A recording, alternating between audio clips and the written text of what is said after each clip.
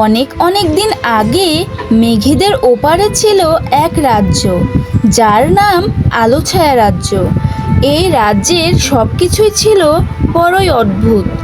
দিনের বেলায় সূর্যের আলোয় চারিদিক ঝলমল করত, আর রাতের বেলায় লক্ষ কোটি জোনাকি তাদের আলো দিয়ে রাজ্যকে সাজিয়ে তুলত। এই রাজ্যের রাজকন্যার নাম ছিল আলোকন্যা। তার নামের মতো তার মনটাও ছিল আলোয় ভরা। কিন্তু আলোককন্যার একটি গোপন দুঃখ ছিল, তার কোনো ছায়া ছিল না। রাজ্যের সবাই যখন নিজের ছায়াসঙ্গী নিয়ে খেলা করত, তখন আলোকন্যা একা দাঁড়িয়ে থাকত। রাজ্যের জ্ঞানী জাদুকর বলেছিলেন, রাজকন্যার জন্ম এক পূর্ণগ্রাস সূর্যগ্রহণের সময় হয়েছিল। তাই তার শরীর থেকে আলো এতটাই বিচ্ছুরিত হয় যে কোনো ছায়া তৈরি করতে সে পারে না। একদিন রাজ্যে এক ভয়ঙ্কর সংকট নেমে এলো। ছায়াদানব নামে এক অশুভ শক্তি রাজ্যকে গ্রাস করতে শুরু করলো। সে রাজ্যের সব আলো শুষে নিতে লাগলো। দিনের সূর্য ডুবে গেল, আর রাতের জোনাকিরা একে একে নিভে যেতে লাগলো। রাজ্যে ধীরে ধীরে অন্ধকারে ডুবে যাচ্ছিল। জ্ঞানী জাদুকর রাজাকে বললেন, মহারাজ, এই ছায়াদানবকে হারানো প্রায় অসম্ভব। সে আলোর অভাবে আরও শক্তিশালী হচ্ছে। একমাত্র একজনই তাকে হারাতে পারে, যার নিজের কোনো ছায়া নেই। সবাই বুঝতে পারল সেই একজন হলো রাজকন্যা আলোককন্যা। কিন্তু সে কিভাবে দানবকে হারাবে? জাদুকর বললেন, দূর পাহাড়ের চূড়ায় নীরব ঝর্ণার পাশে একটি গুহা আছে। এই গুহার মধ্যে লুকানো আছে চাঁদের আয়না। সেই আয়না সাধারণ আয়না নয়, এতে শুধু প্রতিবিম্ব দেখা যায় না, দেখা যায় অন্তরের আসল রূপ।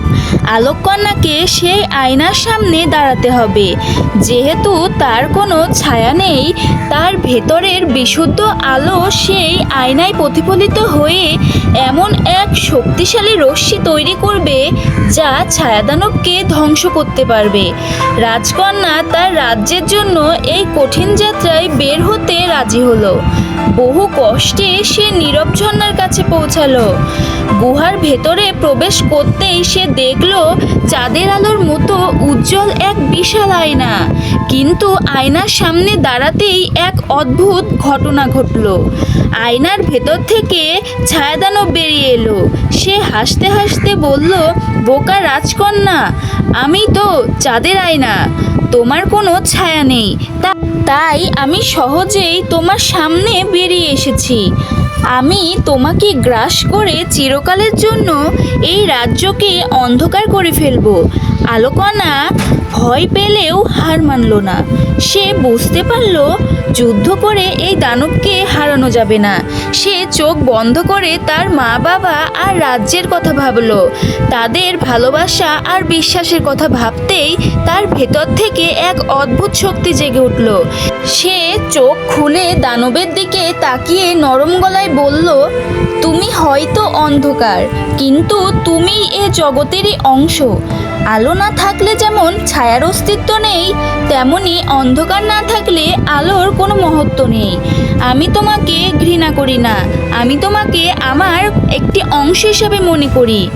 এই কথা বলার সঙ্গে সঙ্গে আলোককন্যার শরীর থেকে হাজার হাজার জোনাকির মতো উজ্জ্বল রশ্মি বেরিয়ে এলো। সেই আলো দানবকে আঘাত করলো না, বরং তাকে জড়িয়ে ধরলো। ছায়াদানব চিৎকার করার বদলে শান্তি অনুভব করলো। ধীরে ধীরে সে ছোট্ট শান্ত ছায়ায় পরিণত হলো, আর আলোককন্যার পায়ে লুটিয়ে পড়ল।